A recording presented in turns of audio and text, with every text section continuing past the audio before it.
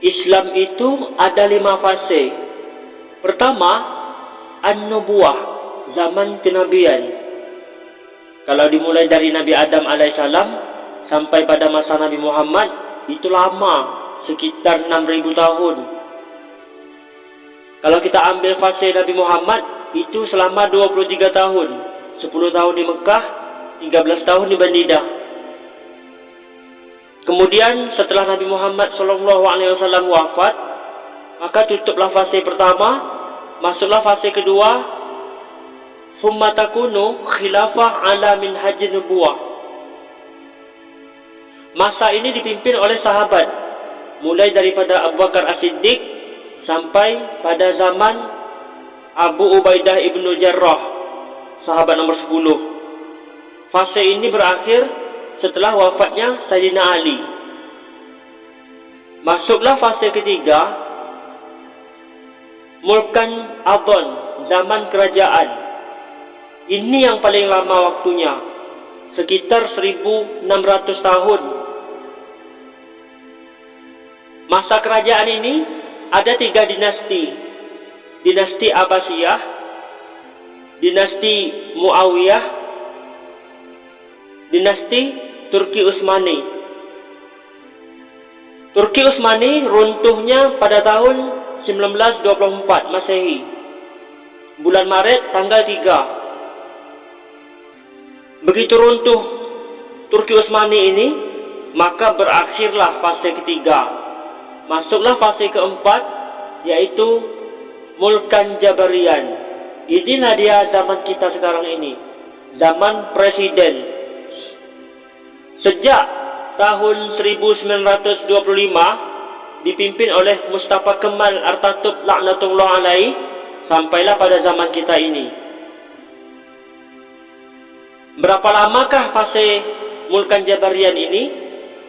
Tidak lama, hanya 100 tahun.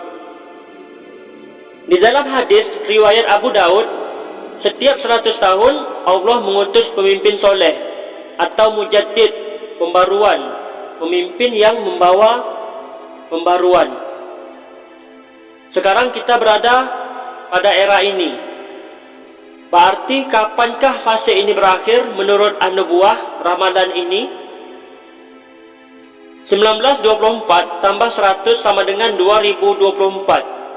Ramalan NASA Amerika bahwasanya tahun 2024 akan berdiri khilafah Islamiyah.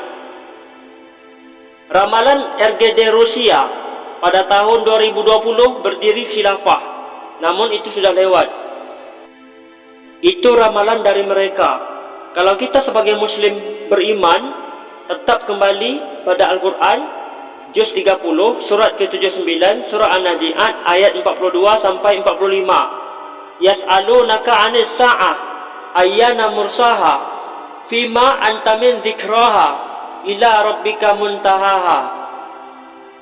Kalau ada orang bertanya tentang kapan datangnya hari kiamat, maka jawablah yang tahu hanya Allah dan Rasulnya saja.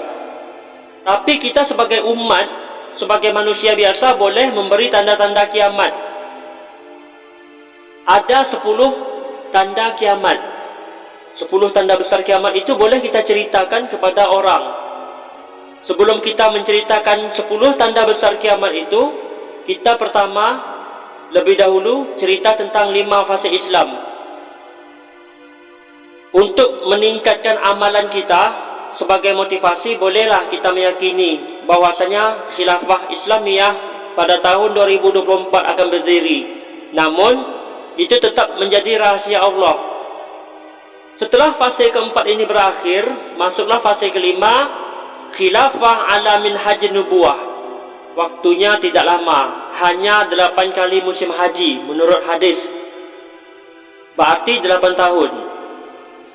Siapa yang memimpin pada akhir zaman nanti? Imam Mahdi. Pemuda itu gelarnya Imam Mahdi. Nama aslinya adalah Muhammad bin Abdullah.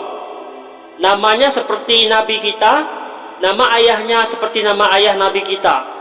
Perbedaannya adalah akhlak. Dia tidak mengaku bahwasanya dia itu Al-Mahdi. Kalau Nabi Muhammad dia menyatakan dirinya sebagai nabi karena itu memang petunjuk Allah. Fase kita ini tidak lama. Nanti akan ada lagi materi selanjutnya,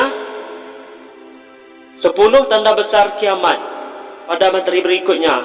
Jazakallah walhamdulillahirabbil alamin.